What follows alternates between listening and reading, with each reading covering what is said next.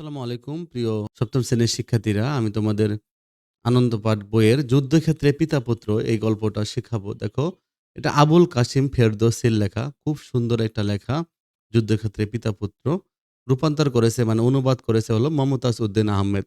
ইনিও বাংলাদেশের একজন শ্রেষ্ঠ ভালো মানের একজন লেখক ছিলেন। তাহলে আবুল কাসিম ফেরদৌসির লেখা এটা। মূলত তোমরা এখানে একটা পিকচার দেখতে পাচ্ছ, এটা একটা যুদ্ধক্ষেত্র, পাহাড়ি ঢাল। এখানে একটা পাহাড়ি ঢালের মতো কিছু শূন্য দেখা যাচ্ছে এখানে। আর এখানে হলো যে পিতা পুত্রকে দেখা যাচ্ছে, এখানে তলোয়ার হাতে এখানে দেখা যাচ্ছে। দেখো গল্পটা দেখো কি বলছে, যে যুদ্ধের শ্বাস পরে নিল সোহরাব। যুদ্ধের শ্বাস পরে নিল সোহরাব। তার বর্ষা আকাশের দিকে ঝলসিত হলো। সে বর্ষা নিয়ে, বর্ষা মানে যুদ্ধের যে অস্ত্র থাকে নিক্ষেপ করে যেটা, বর্ষা, জ্যাভেলিন, তোমরা দেখবা জ্যাভেলিন থ্রো অলিম্পিকে দেখা যায়। যুদ্ধের শ্বাস পরে নিল সোহরাব, তার বর্ষা তো আকাশের দিকে ঝলসিত হলো। সে যাবে শত্রু নিধনে, শত্রুকে হত্যা করতে। যে তার মাতুল, মাতুল মানে মামা, যে তার মাতুল জিন্দার জমকে গোপনে হত্যা করে গেছে। তার মানে তার মামাকে হত্যা করছে। মাতুল মানে মামা। কিন্তু সবার আগে সে সন্ধান করবে জন্মদাতা মহাবীর রুস্তমের সন্ধান করবে। পিতাকে পেলে সমস্ত ক্রোধ নির্বাপিত করে তার বক্ষে মাথা রেখে দীর্ঘক্ষণ শান্তি লাভ করবে সোহরাব। কিন্তু সোহরাব তার পিতাকে দেখে নাই।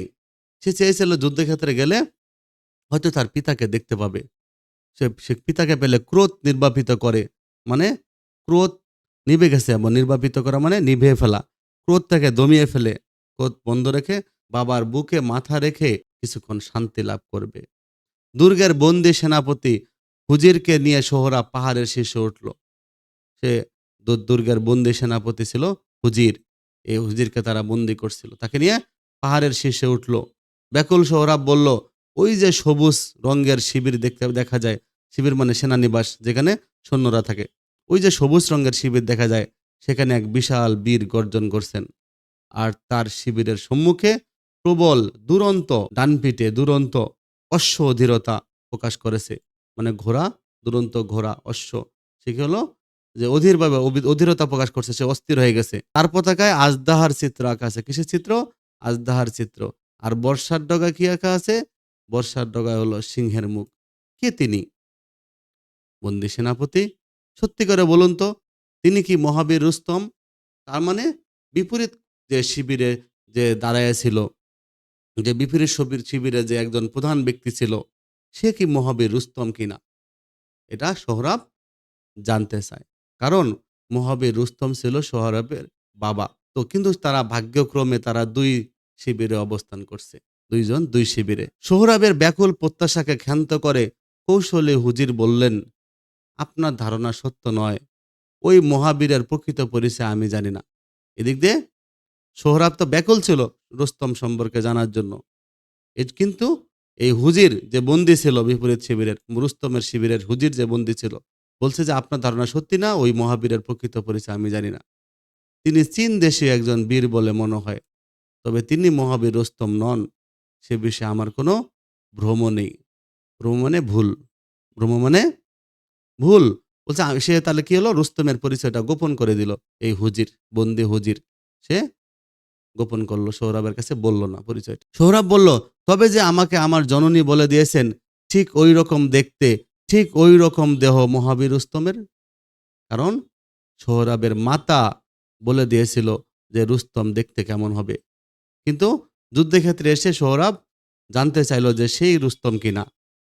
সোহরাব বলতেছে, ওহে বন্দি, আমি তোমাকে কিছুতেই বিশ্বাস করতে পারছি না, তোমাকে বিশ্বাস করব না আমি। আর বিশ্বাস করলে এ সমরে, এ যুদ্ধক্ষেত্রে, সমর মানে যুদ্ধ, এই সমরে আমার অংশগ্রহণ সম্পূর্ণ অর্থহীন হবে, উদ্দেশ্যহীন হবে। কারণ সে হলো বাবার সাথে মূলত দেখা করার জন্যই এই যুদ্ধে এসেছে। কিন্তু যদি বাবার সাথেই দেখা না হয়, তাহলে সে কেন আসলো সেই যুদ্ধে? কারণ সৌরভের মা বলে দিয়েছিল যে কি, তার বাবা দেখতে এরকম। হুজির, আপনার কথার অর্থ আমি বুঝতে পারছি, মহত্তম বীর। হুজির বলতেছে, হে বীর। সোহরাব তো বীর ছিল, যোদ্ধা ছিল, বীর যোদ্ধা ছিল। কারণ বাবার বাবার ছেলে বাবার মতো হয়েছিল সব। কিন্তু হুজির বলতেছে, আপনার কথা মহত্তম মানে কি? মহত্তম বীর মানে বীরদের মধ্যে উত্তম, বীরদের মধ্যে শ্রেষ্ঠ। সোহরাব বলতেছে যে আপনারা কেউ আমার চিত্তের সমুদ্রের গর্জন শুনতে পাবেন না। সোহরাব বলল যে, আপনি মিথ্যা বলছেন, কিন্তু আপনি আমার চিত্ত মানে মন, আমার যে মনের সমুদ্রের গর্জন, আমার মনের অবস্থা আপনি জানবেন না, কিন্তু আমাকে মিথ্যা বলছেন। সোহরাব বেদনায় অস্থির হয়ে ছুটে গেল। তুর্কি সেনাপতি হুমান ও বারমানকে বারবার জিজ্ঞাসা করল, আপনারাও কি বন্দী হুজুরের মতো অনুমান করেন এ সমরে মহাবীর রুস্তম অংশগ্রহণ করেননি? সে তখন তুর্কি সেনাপতি হুমান আর বারমানকে জিজ্ঞাসা করলো বারবার যে, আপনারা কি হুজুরের মতো অনুমান করেন কিনা যে রুস্তম এই যুদ্ধে আসেনি, মহাবীর রুস্তম? আফ্রাসিয়াবের চতুর সেনাপতিদ্বয় বলল, আমরা আমরাও শুনেছি মহাবীর রুস্তম ক্ষুব্ধ হয়ে জাবুলস্তান ফিরে গেছে। আফ্রাসিয়াবের চতুর সেনাপতিরা এরা অনেক চালাক।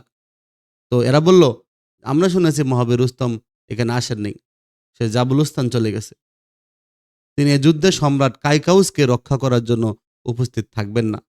তার মানে সে যুদ্ধে নাকি সে সম্রাট যে কাইকাউস ছিল, সে কাইকাউসকে রক্ষা করার জন্য উপস্থিত থাকবেন না। ব্যাকুল সোহরাবের সমস্ত প্রত্যাশা মিথ্যার পাথরে আছাড় খেয়ে চূর্ণ বিচূর্ণ হতে লাগলো। এই সোহরাব তো ব্যাকুল ছিল তার বাবার জন্য, তার সমস্ত প্রত্যাশা মিথ্যা হয়ে গেল যেন। সে কি করবে বুঝতেছিল না। বন্দী হুজির ভয়ঙ্কর মিথ্যা বললেন কেন? তিনিও কি হুমান ও বারমানের সঙ্গে কূটকৌশলে যুক্ত হয়ে পিতা পুত্রকে বিচ্ছিন্ন রাখতে চান? নাকি এ তার দেশপ্রেম? নাকি এটা তার নিজের দেশের প্রেমের কারণে সে মিথ্যা বলতেছে? যে প্রেমের জন্য তিনি সোহরাবকে সুযোগ দিবেন না রুস্তমকে অতর্কিত আক্রমণ করতে, তার মানে সে যেন রুস্তমকে আক্রমণ করতে না পারে। নাকি সব নিয়তির খেলা, নাকি সব নিয়তির লীলা, ভাগ্যের খেলা? বাস্তবিকই মানুষ বড় অসহায় নিয়তির লীলার কাছে। মানুষ কিন্তু ভাগ্যের কাছে, ভাগ্যের ভাগ্যের খেলার কাছে বড় অসহায়। মানুষ যা চায় যা করে সবসময় তা হয় না। তৃষ্ণার্ত যুবক ছুটে এসেছে না দেখা পিতার সন্ধানে, যে পিতাকে জগতের সবাই চেনে, যার গৌরব ইরান বিমুগ্ধ, মানে সবাই বিশেষভাবে মুগ্ধ হওয়া। এই রোস্তমের, সরোস্তমের বিশাল খ্যাতি ছিল। সেই পিতাকেই তার পুত্র এত কাছে সে চিনতে পারছে না। কেন এমন হলো? কেন এমন হয়? মানব ভাগ্য, মানুষের ভাগ্য কেন এমন হয়? ক্ষুব্ধ সোহরাব অতি দ্রুত সজ্জিত করল নিজেকে, নিজেকে যুদ্ধের পোশাক পরে নিল। বর্শা, গদা, পাশ ও সুরক্ষিত বর্মে আচ্ছাদিত করল দেহ। সে বর্শা নিল, গদা নিল।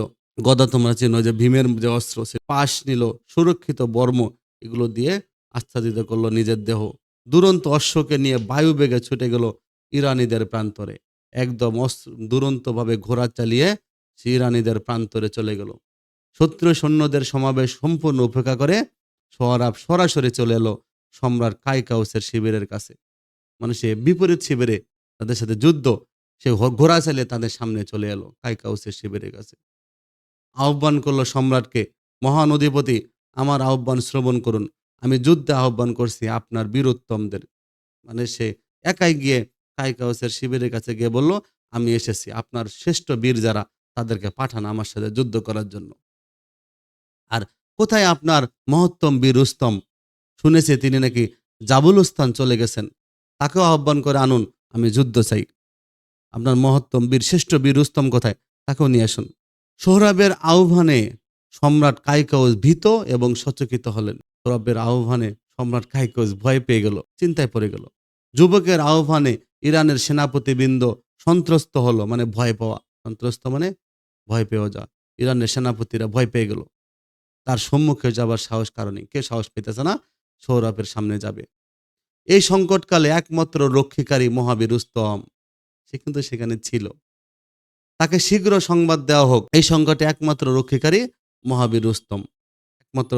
তাহলে এই বিপদ থেকে বাঁচাতে পারে রুস্তম, কারণ রুস্তম ছিল সবচেয়ে শ্রেষ্ঠ বীর ইরানের। তাকে শীঘ্রই সংবাদ দেওয়া হোক। তিনি যদি অভিমান করে এ বালকের সঙ্গে যুদ্ধ করতে সম্মত না হন, তখন কি হবে? এখন যদি এ বালকের সঙ্গে যদি রুস্তম যুদ্ধ করতে আবার রাজি না হয়, কারণ রুস্তম তো মহাবীর, ও কি এক বালকের সাথে যুদ্ধ করবে? এটা যদি রাজি না হয়, তাহলে অন্যদের অবস্থা আবার কি হবে? এরা তো আবার যুবকের সাথে পারবে না। সেনাপতি গেও, সেনাপতি গেও, নাম গেও কিন্তু নাম, গেও গেলেন রুস্তমের শিবিরের সম্রাটের অনুরোধ নিয়ে। রুস্তমের শিবিরের যে সম্রাট ছিল তার অনুরোধ নিয়ে তার কাছে গেলেন।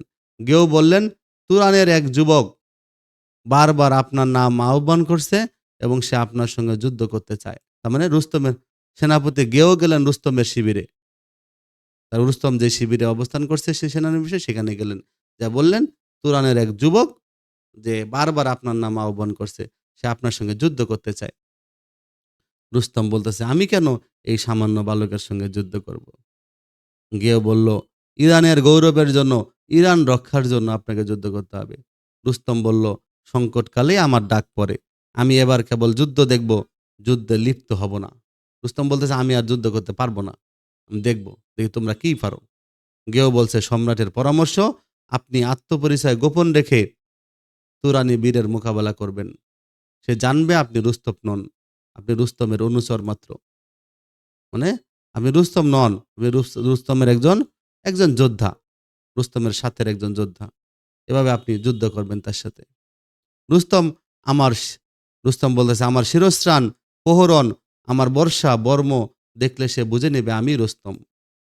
আমি যদি পোশাক পরি এভাবে, আমার সবকিছু পোশাক, আমার বর্ষা, আমার প্রহরণ, আমার বর্ম, এগুলো যদি দেখে তাহলে বুঝে নেবে যে আমি রুস্তম। গেও বলতেছে, তাহলে কি অবাধ্য যুবকের দম্ভ মেনে নিয়ে আপনি এই যুদ্ধে নীরব থাকবেন? রুস্তম বলতেছে, চুপ করো, রুস্তমকে যুদ্ধের বিষয়ে উপদেশ দিও না।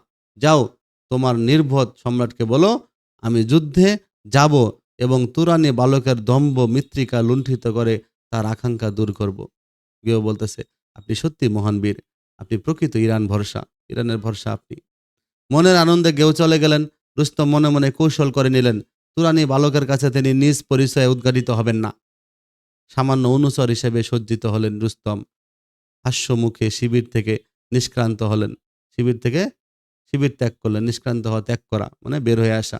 কিন্তু তার সম্মুখে অবিচল পর্বতের মতো অশ্বপৃষ্ঠে সমাসীন সোহরাব। তার সামনে পর্বতের মতো ঘোড়ার পিঠে আসীন হয়ে আছে সোহরাব। আজ দিনের আলোতে সোহরাবকে দেখে প্রথম দৃষ্টিতে রুস্তম অভিভূত হয়ে গেল। রুস্তমকে চেহারা দেখে সে অভিভূত হয়ে অবাক হয়ে গেল। এ তো কোনো তুরানি বীর না, এ তো এরকম সন্তান হওয়ার কথা, ইরানের সন্তান। কারণ এরকম চেহারা, এরকম দেখতে, এ তো ইরানের সন্তান হওয়ার কথা।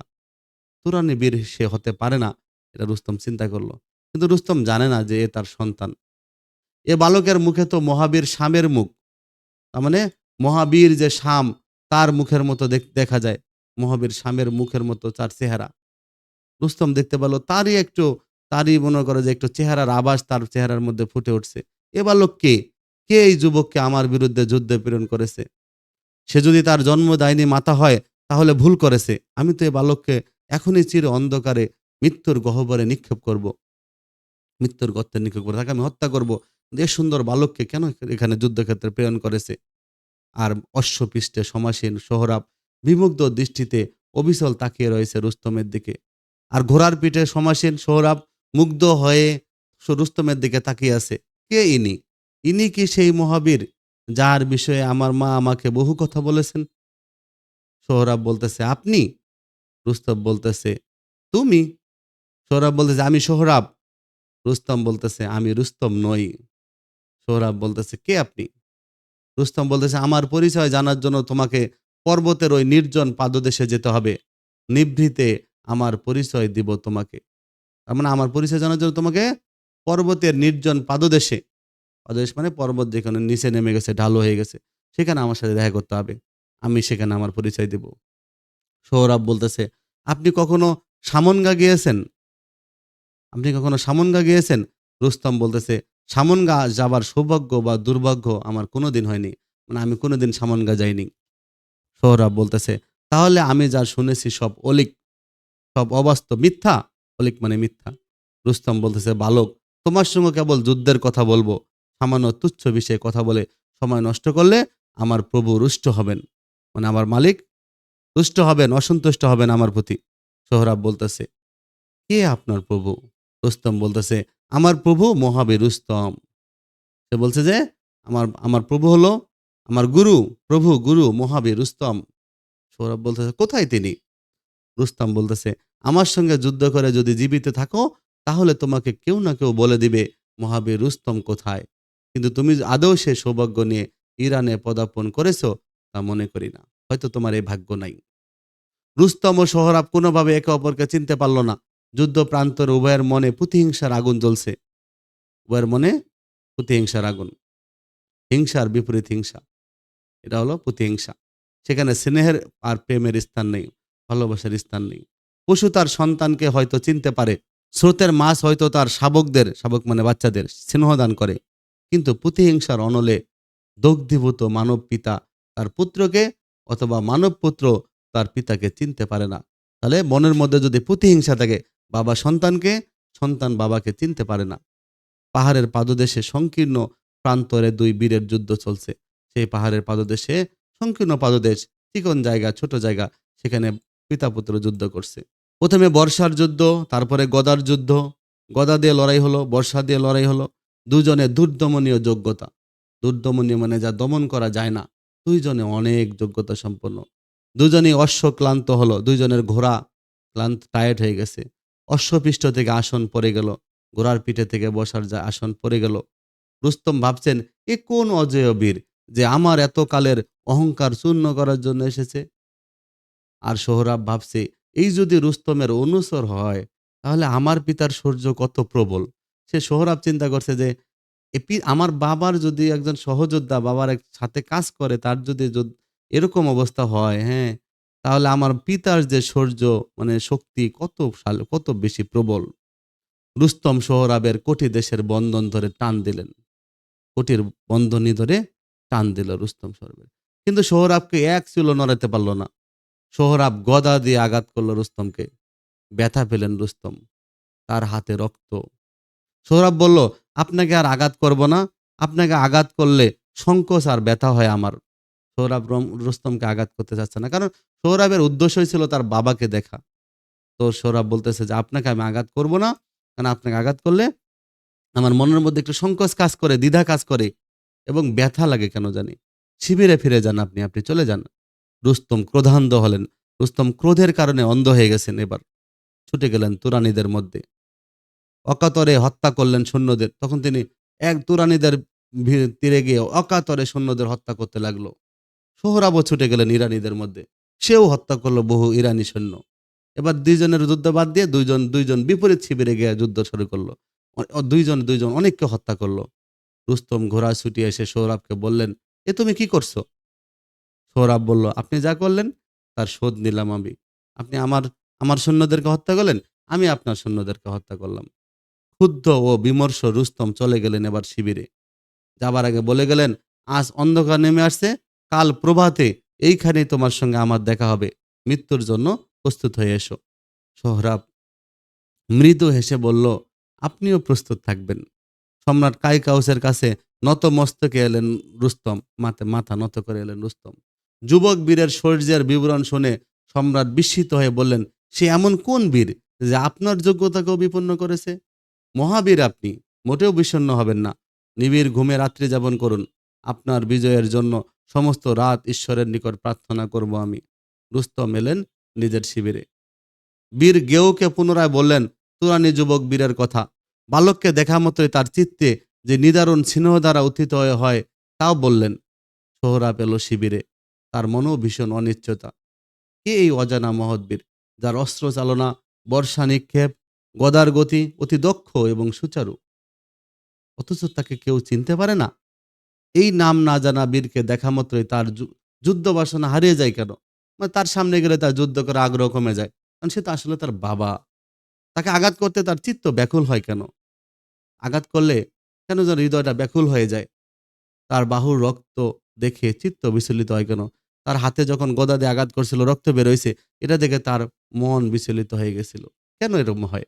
সোহরাব ভাবতে লাগলো। আগামীকাল প্রভাতে আবার তার সঙ্গে দেখা হবে। সে প্রভাত আর কতকাল পরে আসবে?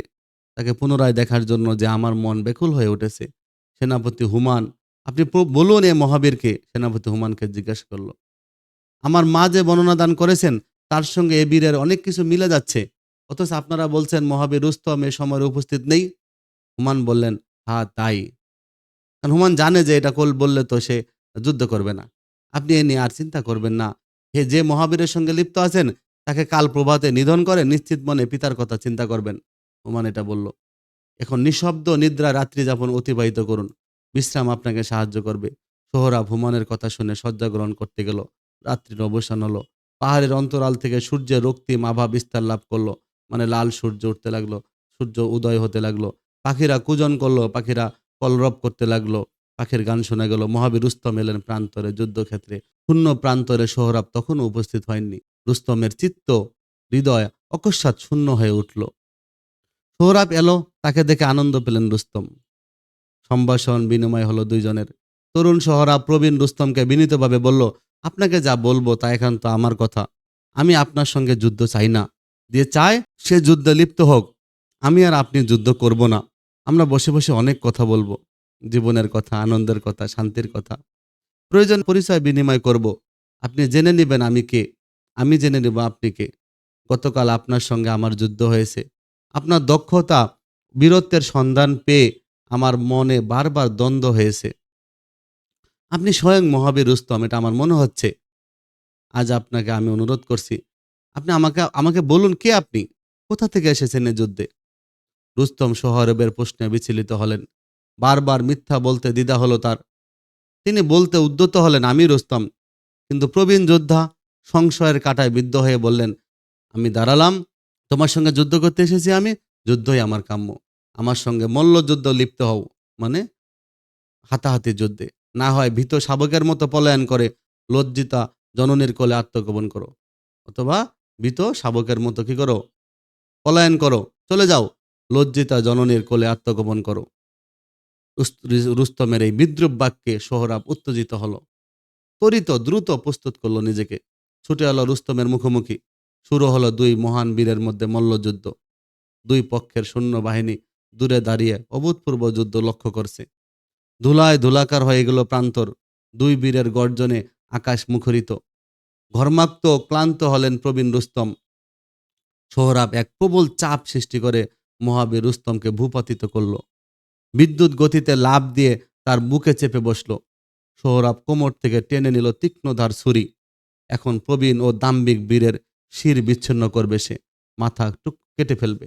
সোহরাবের অমিত শক্তির নিচে পড়ে আছেন মহাবীর রুস্তম। রুস্তম নিচে পড়ে গেছে, বাবা নিচে পড়ে গেছে। সোহরাবের তীক্ষ্ণ ছুরি আঘাতে রুস্তমের প্রাণবায়ু চলে যাবে। সোহরাব তার দুশ্মনকে হাতের মুঠোর মধ্যে পেয়ে দেরি করছে কেন? সামান্য দেরি তো তার জন্য আত্মঘাতী হতে পারে। তবু সোহরাব আরও একবার শত্রুর মুখ ভালো করে দেখে নিল। আর মহাবীর রুস্তম তার অপরিমেয় অভিজ্ঞতার গুণে রক্ষা লাভের একটা কৌশল অবলম্বন করল। কিশোর বীর সোহরাবকে বললেন, ওহে তুরানি বীর, আমাকে যে হত্যা করতে উদ্যত হয়েছ, তুমি কি যোদ্ধার প্রকৃত ধর্ম সম্পর্কে কিছুই জানো না? সোহরাব বলল, কি ধর্ম? শত্রুকে হত্যা করতে ধর্মের কি প্রয়োজন? রুস্তম বলল যে, তোমার মতো ধর্মহীন তুরানি বীর তো জানে না ইরানি বীরের একটা ধর্ম আছে। তা হলো সমকক্ষ বীরকে প্রথম পরাজয়ের কালে হত্যা করা অন্যায়। তাকে আরেকটি সুযোগ দিতে হবে। দ্বিতীয়বার পরাজিত হলেই তুমি তাকে নির্দ্বিধায় হত্যা করতে পারো। সোহরাব বলতেছে, আমি এমন ধর্মের কথা আগে শুনিনি। তুমি প্রবীণ যোদ্ধা, অবশ্য তোমার কথাই ঠিক, তোমার কথা অবশ্যই ঠিক। মানে সোহরাব এরকম মানে কথা আগে শুনে নাই। তা তারপরে বলছে, যেহেতু তোমার বয়স বেশি, তুমি হয়তো জানতে পারো এই কথাটা। ঠিক আছে। রুস্তম বলল, হ্যাঁ ঠিক। সোহরাব বলল, ইরানের মহাবীর রুস্তম কি তোমার এই ধর্ম মেনে চলেন? সোহরাব তখন তাকে বলল যে, ইরানের যে মহাবীর রুস্তম আছে, তিনিও কি এই ধর্মটা মেনে চলেন? রুস্তম তো, সে তো নিজেই রুস্তম। সে বলল, নিশ্চয়। সোহরাব বলল, তাহলে তোমাকে নিঃসংকোচে মুক্তি দিলাম। এখন বিশ্রামের জন্য চলে যাও। দ্বিতীয়বার পরাজিত হওয়ার জন্য এখানে চলে এসো, তখন তোমার মৃত্যু ঘটবে। সোহরাব ঘোড়া ছুটিয়ে চলে গেল। ক্লান্ত রুস্তম জীবন ভিক্ষা নিয়ে ধীরে ধীরে নদী তীরে অগ্রসর হলেন। আজ তিনি যেমন অবসন্ন, তেমনি মন তার মিথ্যাচারে জর্জরিত। এত বড় নিদারুণ লজ্জা তিনি দীর্ঘ জীবনে কোনোদিন পাননি। তুরানি সেনাপতি হুমায়ুন শুনলেন যে সোহরাব ভূপাতিত রুস্তমকে ছেড়ে দিয়ে এসেছে। তিনি অনুশোচনায় চিৎকার করে উঠলেন। কারণ তুরানি সেনাপতি তো চাচ্ছিল যে রুস্তমের পরাজয় হইলেই তারা ইরান দখল করতে পারবে। আর ইরানের রুস্তমের কারণে ইরান দখল করতে পারে না। তিনি অনুশোচনায় চিৎকার করে উঠলেন, এ আপনি কি করছেন সোহরাব? জানেন কি আপনি কাকে মুক্ত করেছেন? সোহরাব সচকিত হয়ে বলল, কে তিনি? হুমায়ুন মুহূর্তের মধ্যে সাবধান হয়ে বললেন, তিনি নিশ্চয়ই ইরানের একজন প্রধান বীর হবেন। এটা বলছেন, মানে রুস্তমের কথাটা আর বলেননি। সোহরাব হেসে উঠে বলল, একজন কেন, 10 জন বীরকে আমি ছেড়ে দিব। আমি ইরানে এসেছি মহাবীর রুস্তমের সঙ্গে মিলিত হতে। আমি এখানে যুদ্ধ করতে আসিনি। নদীর স্রোতের মধ্যে নেমে রুস্তম বারবার শীতল পানি দিয়ে নিজের মুখ ধুয়ে নিলেন। ধুলায় দূষরিত শরীর মার্জনা করলেন। বড় পিপাসার্ত তিনি। অঞ্জলি ভরে পানি তুলে বারবার পান করলেন। লজ্জা দুঃখে তার মন এখন অবসন্ন হয়ে গেছে। জীবনের অপরাহ্ন বেলায় সৃষ্টিকর্তা তাকে নিয়ে কি নিষ্ঠুর খেলা খেলছেন। কারণ জীবনে তো তিনি কোনোদিন পরাজিত হন নাই কারো কাছে। সামান্য এক বালকের হাতে তিনি আজ পরাজিত হয়েছেন। অপরিচিত, অপরিজ্ঞাত সে বালকের কি পরিচয়? সে তো পরিচয় জানে না বালকের। সৃষ্টিকর্তার উদ্দেশ্যে রুস্তম ২ হাত তুললেন। কাতর কণ্ঠে প্রভুর কারণ করুণা প্রার্থনা করলেন, হে প্রভু, আমাকে শক্তি দাও। গৌরব সংরক্ষণের সূর্য আমাকে দাও আমাকে। এতকাল তুমি আমাকে গৌরবে শীর্ষস্থানীয় করেছ। আজ কোন অপরাধে তুমি আমাকে লাঞ্ছিত করেছ? আমার দারু করুণ আবেদন শ্রবণ করো মহান প্রভু। সে সৃষ্টিকর্তার কাছে দোয়া করছে। মহাবীর রুস্তমের মনে হলো মহান প্রভু আহ্বানে সাড়া দিয়েছেন। অমিত শক্তির উত্থান ঘটেছে তার শরীরে। পুনরায় হয়েছেন তিনি অজেয়। তার মনে হলো সে আবার শক্তি ফিরে পেয়েছে। কৃতজ্ঞতায় রুস্তমের মন ভরে উঠল। তিনি নদীর স্রোত থেকে উঠে এলেন, এগিয়ে গেলেন যুদ্ধের নিরালা প্রান্তরে। এবার তিনি শৌর্যে স্থির। প্রবল শক্তি ধারণ করে তিনি নিজেকে যুদ্ধের প্রান্তরে উপস্থিত করলেন। দিন গেল, রাত্রি গেল, এলো নবপ্রভাত, সকাল হলো। ওই তো যুবক ধীরে ধীরে আসছে। যুবকের মুখে মন জুড়ানো সেই স্নিগ্ধ হাসি, সেই হাসি। যুবকের মুখমণ্ডলে প্রগাঢ় কিরণ, মুখের মধ্যে যেন সূর্যের আলো ফুটতেছে, আলো লাইটিং হচ্ছে। রুস্তমের চিত্ত আবার ব্যাকুল হলো তাকে দেখে। তবে তা মাত্র ক্ষণিকের জন্য। শুরু হলো মল্লযুদ্ধ। প্রখর উজ্জ্বল সূর্য ঈশ্বরের প্রতিভু হয়ে দেখছে পিতা পুত্রের জন্য যুদ্ধ। পুত্র যুদ্ধ করছে পিতার প্রতি সহানুভূতি ধারণ করে। এদিকে সোহরাব কিন্তু তার প্রতি সহানুভূতি নিয়ে যুদ্ধ করছে। আর পিতা যুদ্ধ করছে হলো স্বীয় গৌরব সংরক্ষণের জন্য। আজ সোহরাব বড় অস্থির, বড় চঞ্চল তার মন। ভিন্ন চিন্তায় অন্যমনস্ক সোহরাব অকস্মাৎ পড়ে গেল মাটিতে। মহাবীর রুস্তম তৎক্ষণাৎ তার বুকে বসে পড়লেন দেহের সমস্ত শক্তি দিয়ে। সোহরাব তবু হাঁটছে। রুস্তম টেনে নিলেন তীক্ষ্ণ ছুরিকা। সোহরাব তবু হাঁটছে। রুস্তম উদ্যত করলেন তীক্ষ্ণ ছুরিকা, ছুরি বের করলেন।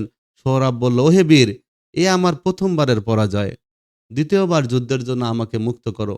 কারণ বীরের ধর্ম পালন করো। কারণ ওই যে জানে বীরকে তো প্রথমবার পরাজয়ে হত্যা করতে নেই। তা সে বলল, দ্বিতীয়বারের যুদ্ধের জন্য আমাকে মুক্ত করো। কারণ প্রথমবার সে স্বেচ্ছায় কি করেছে, করে গেছে। বীরের ধর্ম পালন করো। রুস্তম বললেন, শত্রুকে করতলগত করে কোন বীর কোথায় তাকে মুক্ত করেছে? হে নির্বোধ বালক।